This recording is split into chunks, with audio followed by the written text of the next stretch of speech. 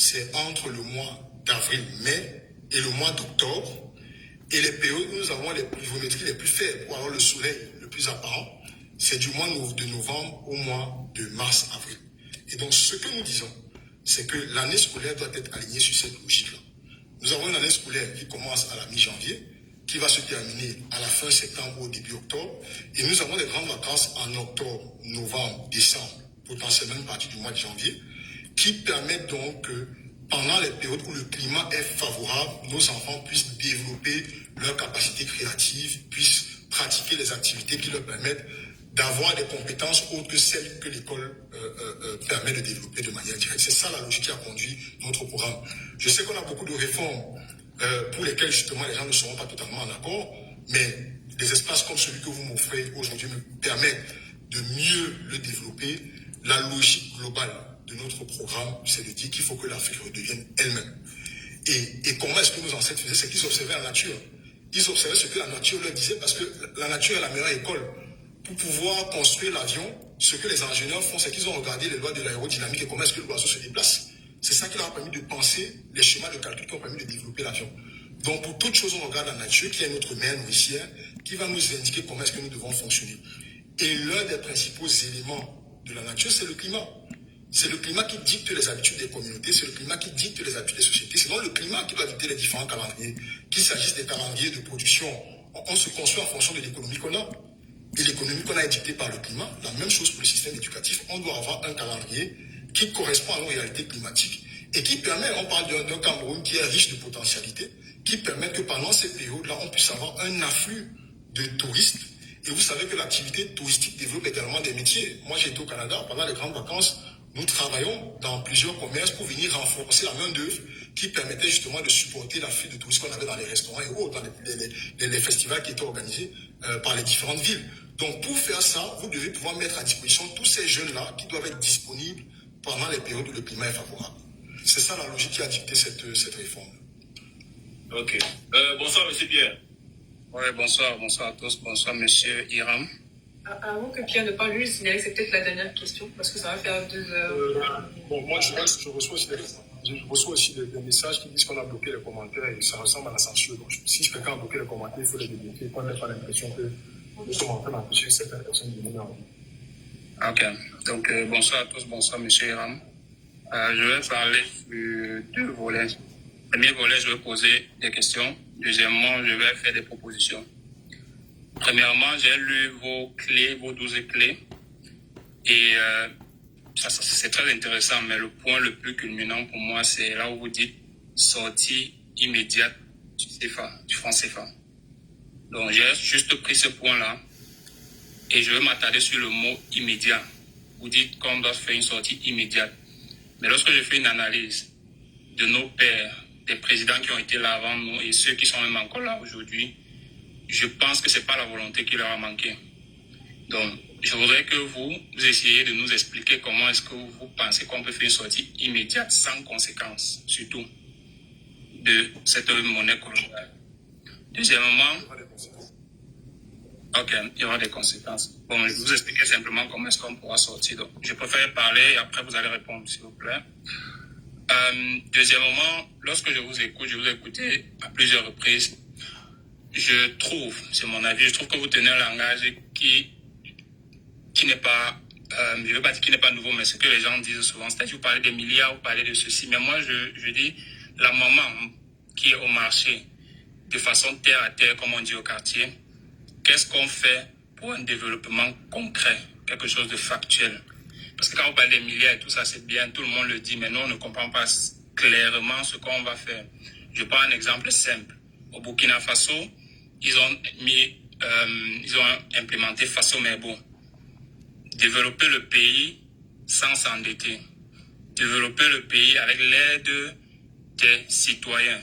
Et chacun peut contribuer comme il peut, de façon volontaire. Pour moi, ça serait une bonne chose. C'est pourquoi j'ai parlé également des propositions. Donc, maintenant, je vais prendre mon dernier point en ce qui concerne les questions. En 2018, nous avons beaucoup soutenu un candidat jeune. Et lors du contentieux électoral, nous attendions à ce que ils prennent position de façon claire. Et moi, j'estime que ça n'a pas été le cas. Beaucoup estiment également que ça n'a pas été le cas. Et je crois qu'aujourd'hui, la ferveur populaire qu'il avait en 2018, il ne l'a plus. Donc, ce que moi, je vais vous demander, au sortir des élections du 12 octobre, si vous n'êtes pas élu, est-ce que vous serez dans une position incertaine, comme ce candidat de 2018, ou est-ce que vous prendrez clairement position pour ou contre l'opposition, si l'opposition a gagné, selon vous, d'après les chiffres que vous avez, ou vous allez rester dans une neutralité qui ferait croire que vous êtes avec ceux qui nous dirigent aujourd'hui. Et en termes de proposition, comme j'ai dit, j'ai parlé de Faso Mebo qui serait une proposition pour moi, qu'on peut bien implémenter. La deuxième proposition serait d'utiliser les Camerounais à la base. Nous sommes dans des pays étrangers, nous sommes très compétents dans ces pays, mais dans notre propre pays, on n'arrive pas à s'exprimer en termes de talent, en termes d'accomplissement. Ça veut dire qu'aujourd'hui, si j'ai la capacité de venir dans mon village, réaliser un projet qui peut aider le village ou regrouper les jeunes afin qu'on réalise un projet, je pense qu'il devrait y avoir une ouverture dans ce sens, que chacun puisse apporter du sien pour la contribution de notre pays. Et que pour les régions anglophones et autres, qu'il n'y ait plus d'ambiguïté, que la solution soit claire. C'est-à-dire le statut spécial et tout, on a parlé de tout ça, mais il n'y a rien de concret, on ne sait pas ce qui est à l'intérieur. Donc par conséquent, si vous prenez position, prenez une position claire pour tout le monde. Et en dernière chose, je voudrais dire, s'il vous plaît, après le 12 octobre, s'il arrive que vous n'êtes pas élu, je crois que vous faites un très bon candidat pour la suite. Donc, la position que vous prendrez donc après ces élections pourra soit entacher l'image qu'on commence à avoir de vous, soit glorifier encore plus cette image. Donc, je vous remercie et j'attends vos réponses. Merci. Ok, merci Pierre. Je vois beaucoup en commentaire. Nous autres, je pense que j'ai assez... Peut-être qu'ils nous ont rejoints après. Coupez le micro, monsieur Pierre, s'il vous plaît. Je ne vais pas revenir sur la proposition que j'ai faite là-dessus. Merci beaucoup, Pierre, pour les recommandations. Je pense qu'il y a plusieurs membres de mon équipe sur le live qui sauront en tenir compte. Sur la question, je commence par la dernière, sur la question jeune. Bon, je ne sais pas quels sont les critères pour lesquels vous avez soutenu le candidat en 2018. J'espère que le seul critère pour lequel on me soutiendra ne sera pas ma jeunesse. Je pense que là, vous venez de faire quelques remarques et quelques propositions sur la base de mon programme. Et donc, moi, je souhaite que les Camerounais m'accompagnent parce qu'ils ont lu ce que je propose au-delà du fait que je sois jeune. Le jeunisme n'est pas mon programme politique. Je l'ai dit, j'ai construit un programme sur la base de ce que moi-même j'ai reçu comme enseignement d'abord, du fait d'être un produit de l'éducation traditionnelle africaine, mais de ce que moi-même j'ai vécu dans la vie associative pendant de nombreuses années. Donc voilà, très clairement, je n'aurai pas de double discours.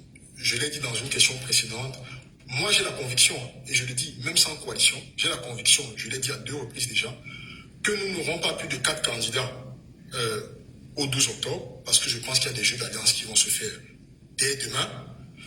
Et je pense qu'enfin, dans cette configuration-là, si nous avons 6 millions d'électeurs, et là c'est notre responsabilité à tous, ce n'est pas que celle des candidats, si nous avons 6 millions d'électeurs, celui qui sortira premier de cette élection-là sera un candidat de l'opposition.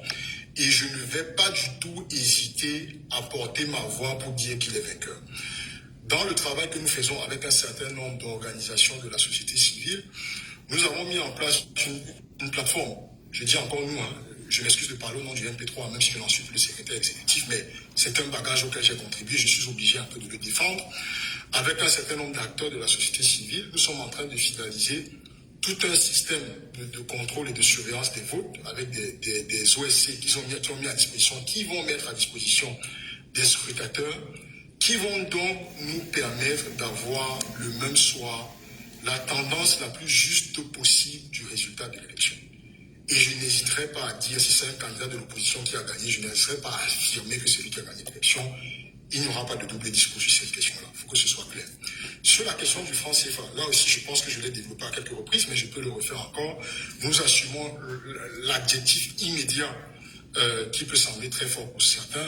Nous vivons un environnement économique où nous subissons des conséquences depuis. Donc je ne pense pas que celles qui arrivent, elles seront sans doute un peu plus difficiles. Mais il faut savoir toucher le fond pour mieux rebondir. Ce que nous disons sur la question du franc CFA, c'est que dès que nous sommes élus, nous dénonçons les accords de coopération monétaire, je crois de 72-73, qui ont donné naissance à cette monnaie qui est le franc CFA. Action immédiate. Nous entamons tout de suite un échange avec les pays frères de la zone CEMAC, dont le Tchad, la RCA, le Gabon, le Congo, la Guinée équatoriale, pour réformer la monnaie que nous avons.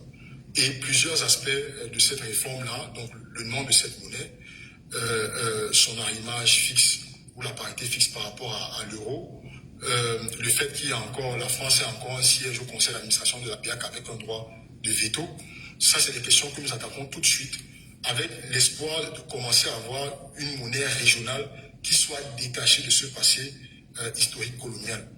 Si nous n'y parvenons pas, nous espérons que les autres pays de la CEMAC vont nous suivre. Si nous n'y parvenons pas, là encore nous avons deux options. Le premier, c'est d'engager, en regardant la réalité de notre économie, la démarche de création de notre propre monnaie. Il y a des pays africains qui l'ont fait. Comme je le dis, oui, on peut regarder l'histoire de ceux qu'on a déstabilisés, mais aussi l'histoire des économies qui, grâce à une très bonne gouvernance, se portent bien avec leur monnaie. Le Kenya, le Ghana, l'Angola, non pas des économies qui se sont totalement effondrées parce qu'ils ont leur propre monnaie. La question de la monnaie est une question de la qualité de la gouvernance. Et donc, comme je dis, on aura deux options si on ne parvient pas à s'accorder avec les pays frères et sœurs de la CEMAC. La première option, ce sera de créer notre propre monnaie. Et la deuxième, ce sera d'autoriser l'emploi ou l'utilisation du naira sur le territoire camerounais.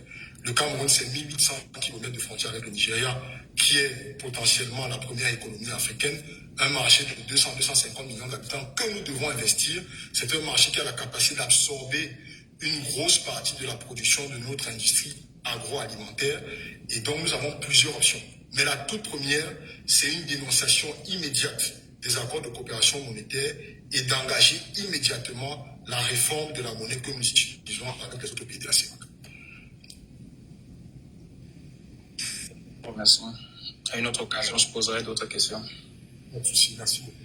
Bon, Madame ici va nous notifier que votre heure est déjà arrivée. Mais je vais lui demander peut-être 5 ou 10 minutes en plus parce qu'il est arrivé un peu après. Et puis il y a eu des problèmes de coupure, de connexion et tout ça. Donc j'aurai une double question vu qu'on a passé le temps.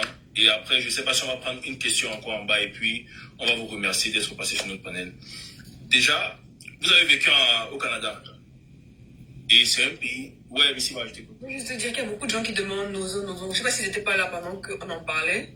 Mais est-ce qu'on peut quand même y répondre peut-être plus rapidement, mais il y en a plein là. Je ne sais pas s'il faut... En une minute, nous avons dit que en une minute, nous avons rappelé que la crise dans le Mozo est la conséquence d'une absence de dialogue et d'une volonté pour une minorité de dirigeants de concentrer l'essentiel de la prise de décision à Yaoundé. Il faut en sortir. Donc nous devons rapidement aller vers un état fédéral.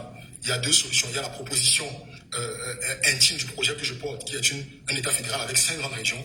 Mais dans tous les cas, il va falloir initier dès le début des concertations qui vont permettre de bâtir une démarche de consultation, de prise en compte des avis de la population camerounaise dans le projet de constitution qui va être proposé à la conférence nationale souveraine que nous comptons tenir une année après notre élection, c'est-à-dire en octobre 2026. La solution au Nozo, c'est le dialogue, c'est l'écoute, c'est la concertation et c'est la suppression de cette attitude énergivore de quelques-uns à bouffer tout l'argent des Camerounais. Aussi simple que cela. So I don't know if I have to say it in English because it seems like there are a lot of our brothers and sisters from the Northwest and Southwest on this call, on this discussion. As I was saying, the NOZO, the Northwest and Southwest crisis, is the result of a government who doesn't want to discuss with its people. So the solution we are proposing is by October 2025, starting a dialogue with all our brothers and sisters, not only on those two regions, but all around the country, to help them build the solution or give the solution that would be, I would say, the corpus of the constitution that will be validated by all Cameroonians at a national conference sovereign that will be held in October 2025 and 26, 1 year after our election.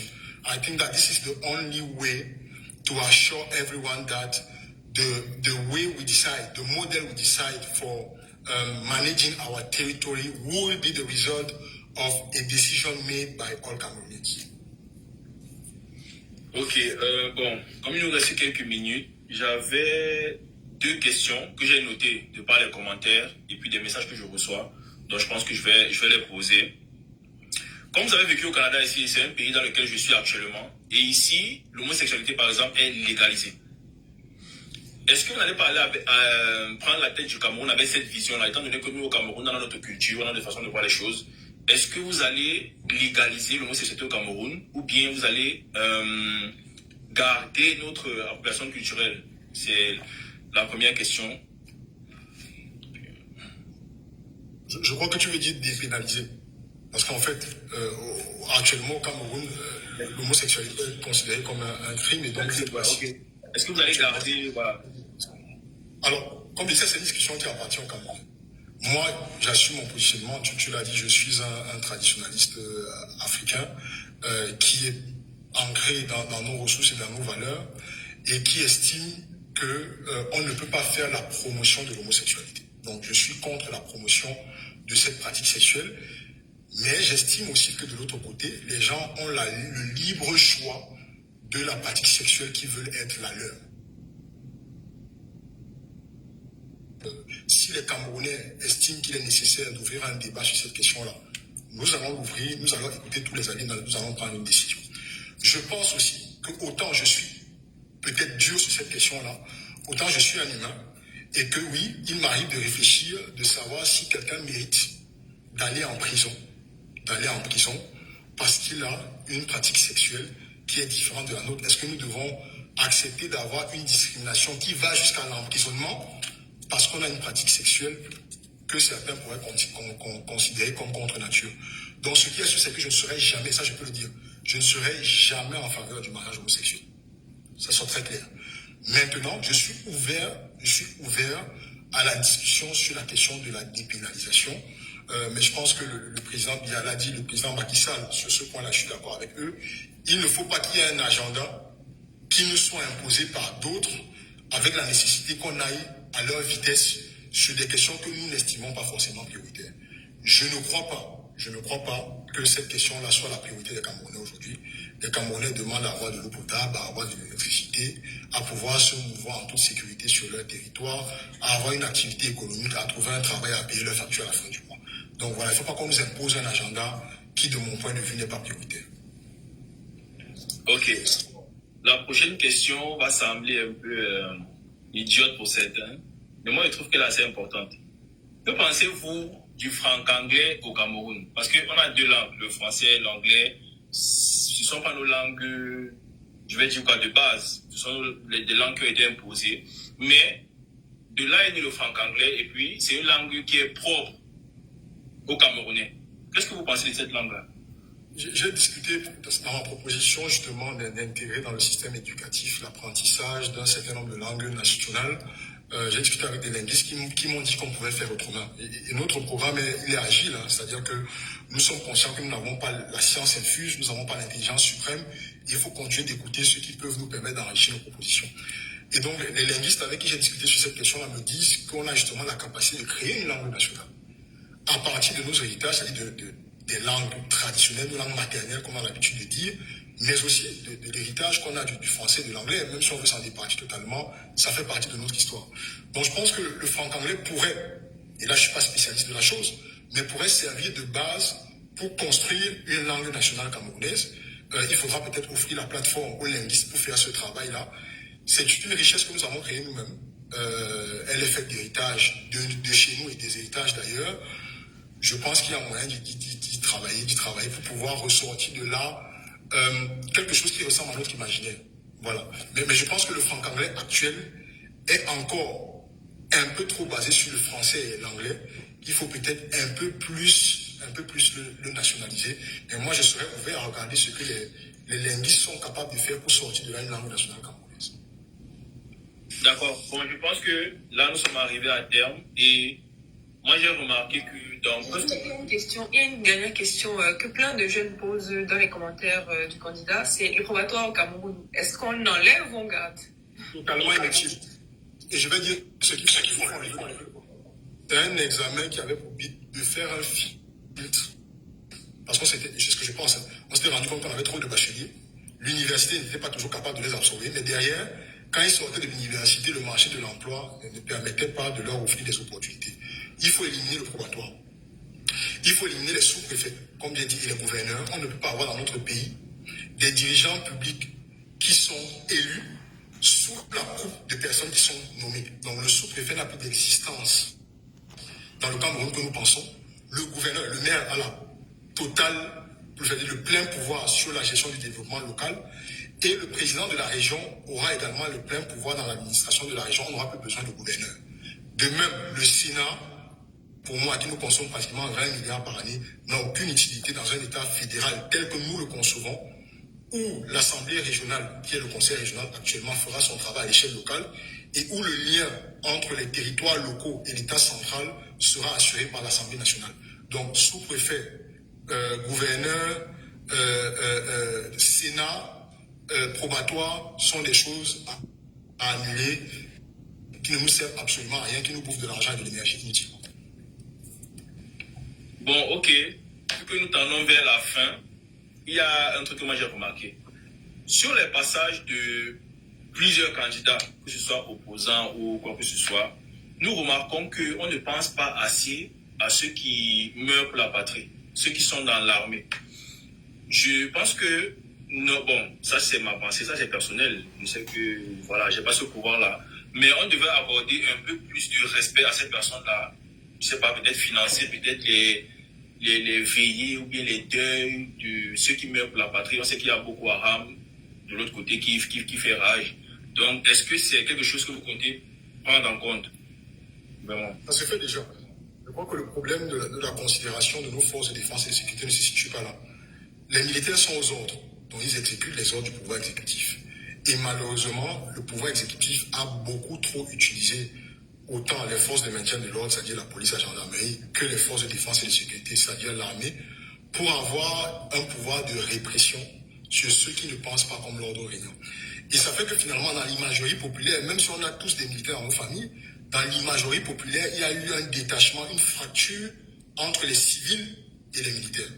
Et pour moi, c'est cette relation-là qu'il faut reconstruire. Il faut bâtir une armée de proximité qui sera aux côtés des citoyens pour les protéger, qui aura les leviers pour des fois ne pas suivre totalement l'exécutif quand on va dans le sens de la dérive. Et ce lien qui va se créer va ramener une sorte d'affection naturelle qui va assurer un meilleur lien entre les forces de défense et les populations. Je voudrais rappeler que c'est l'un des corps qui reçoit toujours son salaire à l'heure, H. C'est l'un des corps pour lesquels, comme vous dites, et c'est naturel, c'est parce qu'ils sont pris en charge. Ils sont pris en charge par la dépense de l'État, qui justement les deuils, il y a même des assurances qui permettent de couvrir, c'est très bas, mais qui permettent de couvrir les dépenses de la famille et des familles qu'ils laissent bien après leur décès. Aux États-Unis, par exemple, quand vous rencontrez un militaire, quand vous le reconnaissez par cette tenue, la première chose que vous lui dites, c'est thank you for the service. Parce que vous reconnaissez l'apport qu'il apporte à la protection de votre territoire. Et donc oui, il y a une considération à reconstruire, mais je pense qu'on ne peut pas la reconstruire avec un ordre politique qui utilise ces militaires-là pour brimer, pour intimider, pour faire preuve de violence envers les populations. Excusez-moi. Bon, ok. C'est vrai qu'on a plus assez de temps, mais il y a encore quelques questions. Bon, je ne sais pas si peut-être prochainement, dans d'autres passages, peut-être sur des chaînes de télé, vous aurez à répondre à ces questions-là. Et je peux rajouter rapidement. Je peux rajouter rapidement au-delà des militaires, parce que tu as parlé des militaires qui ne sont pas considérés, les héros de la nation de manière générale, les militaires en font partie, ne sont pas considérés au Cameroun. Pas du tout. Et je pense que c'est une des propositions que nous avons faites. Nous devons avoir une semaine nationale de commémoration des héros, des patriotes camerounais. Ceux qui se sont battus pour notre libération, pour notre indépendance, mais aussi tous ceux-là qui, dans notre histoire contemporaine, font oublier le Cameroun à l'étranger et sur le territoire. Donc, là-dedans, il y a les artistes, il y a les sportifs, il y a les intellectuels, les ingénieurs, les juristes et autres, mais il y a également les militaires. Il y a également les militaires qui sacrifient leur vie pour la protection de notre territoire. Donc, il faut qu'on ait un Cameroun de manière globale qui recommence à célébrer ceux qui apportent de la valeur à notre pays.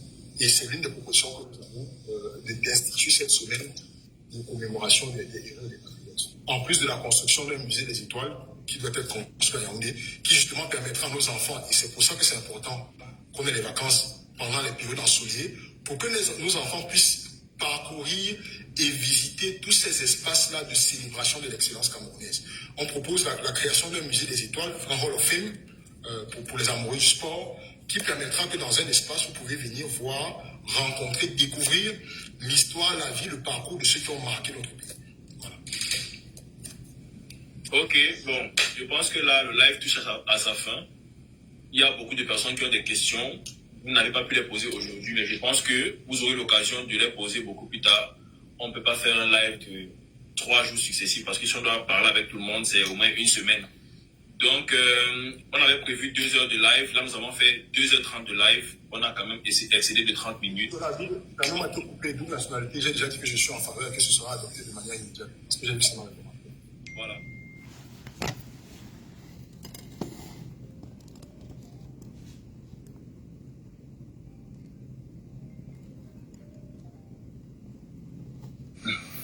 Non, j'ai pas grand chose à dire.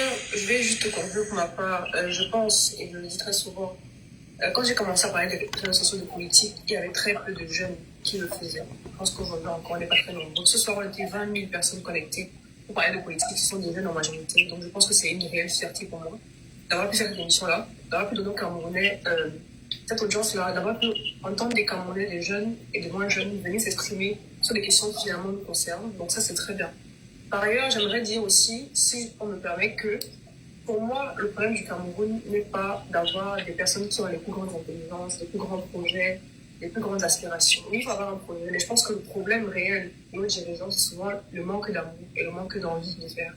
Parce que tout ce qu'on dit, tel viendra vous dire qu'il va faire la fusée, l'autre va dire qu'il va faire les rails, les chemins de fer, etc. Mais s'il n'a pas l'envie de le faire, il ne le fera jamais. Donc vraiment, quand vous choisirez votre dirigeant, peu importe celui que vous choisirez, peu importe quel bord politique vous déciderez d'aller, demandez-vous réellement qu'est-ce qu'il a déjà fait qui prouve qu'il a vraiment envie de le faire. Et j'ai envie de dire, j'espère encore que tout le monde a sa carte d'électeur ici, que les 1000 personnes qui sont là ont leur carte d'électeur. C'est pas le cas, je suis désolée pour vous, mais vous avez raté un cas. Vous n'avez pas participé à ce qui va se passer en 2025. Mais en tout cas, vous pouvez encore mobiliser, vous pouvez soutenir des candidats, vous pouvez relire leur programme, parler d'eux autour de vous. Et ceux qui ont la carte d'électeur, je vous invite à aller voter le 12 octobre prochain parce que ça est de notre avenir. Aujourd'hui, j'ai 23 ans, j'aurais pu faire autre chose. Je parle de politique, je m'engage, je m'investis. Ce n'est pas que j'ai moins envie de voir mes enfants grandir que vous, mais c'est que je sais que mes enfants ne doivent pas grandir dans les mêmes conditions que moi. Donc, merci encore pour cette émission. Merci les citoyens. Cette opération, vous devez merci aux candidats qui vous Bien sûr. Deux choses qui viennent de conclure, la question de l'engagement. Moi, je le dis, je suis un acteur politique, donc je vais toujours prêcher pour ma chapelle. Je souhaite que les gens me votent. Mais même si les gens ne me votent pas, il faut qu'on ait une massive mesure le 12 octobre. Ce qui va se jouer, c'est 2 choses. Soit c'est la rupture, soit c'est la reproduction d'un système. Il n'y aura pas une troisième option. Donc, si nous décidons d'être passifs, et là, je vais dire des choses qui peuvent blesser, mais qui sont vraies, quand vous regardez les résultats de l'INAM, de l'INIA, de l'IRIT, que vous lisez les noms là, ça ressemble drôlement à des noms qu'on entend tous les jours. C'est pour vous dire qu'il y a un système qui a tout mis en œuvre pour se reproduire. Si nous n'allons pas aux urnes, nous avons condamné notre destin pour au moins les 25 prochaines années. Donc, au-delà du candidat que vous allez voter, soyez là le 12 octobre. Un bureau de vote, c'est maximum 500 personnes. Sur les 500 personnes qui vont voter, s'il vous plaît, qu'on ait au moins 20 à 30 personnes qui acceptent de sacrifier cette journée-là. C'est une seule journée sur 7 ans. Qui reste dans le bureau de vote, ça va envoyer un signal fort. Qui reste dans le bureau de vote pour surveiller le comptage, pour prendre des photos du tableau, on aura marqué les résultats.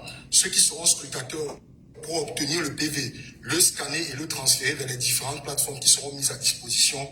C'est notre destin à tous. C'est pas une affaire d'Iram, c'est pas une affaire de Kanto, c'est pas une affaire de Cabral, c'est pas une affaire de Matomba et de tous les autres. C'est une affaire du peuple camerounais. Et nous, acteurs politiques, candidats à l'élection présidentielle, nous n'y parviendrons pas sans vous. Donc, au-delà de vous télescoper, de vous insulter pour savoir qui est le candidat le plus intelligent, qui a la meilleure offre, il faut savoir qu'en dernière minute, notre destin repose entre vos mains.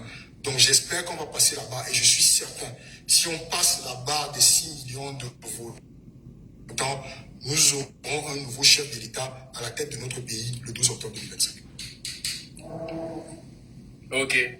En tout cas, merci pour ces mots d'encouragement et je pense que à travers ceci, beaucoup de Camerounais se prêteront au jeu. Parce que ici au Canada, quand je suis allé faire ma carte d'électeur, j'ai parlé avec quelques Camerounais qui étaient sur place et on s'est donné pour objectif de sacrifier cette journée-là. Même si on ne travaille pas, après les élections, on sera là pour voir ce qui va se passer de nos yeux. Parce que on va se dire peut-être avant, on était trop jeunes, on ne savait pas ce qui se passait. On va vivre ça ici, au Canada. C'est la résolution que nous avons prise ici. Donc je pense que si tout Camerounais aussi prend cette résolution, on va essayer de surveiller ce qui sera notre avenir prochain. Donc merci d'être passé. Ouais. Merci d'être passé, Hiram. La gendarmerie et la police ne pourront pas nous décourager si nous sommes suffisamment nombreux dans tous les bureaux de vote. Merci beaucoup Célestin. Merci.